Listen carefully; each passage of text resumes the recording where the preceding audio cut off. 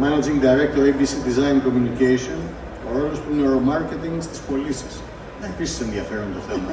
Αν και μία ακαδημαϊκός, αγγίζεται λεπτά θέματα. Δεν είμαι ακαδημαϊκός. Αγγίζεται λεπτά θέματα. Προσπαθώ. Floor is yours. Ευχαριστώ. Γεια σας.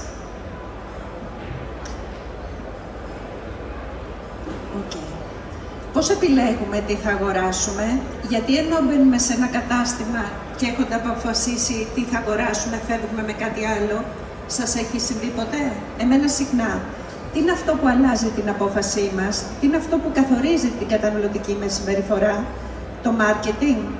Τι είναι το marketing? Το marketing είναι η οργανωμένη προσπάθεια της επιχείρησης να ικανοποιήσει τις ανάγκες των πελατών της και των καταναλωτών. Marketing όμως είναι και η εκπαίδευση των καταναλωτών για την επιλογή των προϊόντων και των υπηρεσιών ανάμεσα σε ίδιες εταιρείες.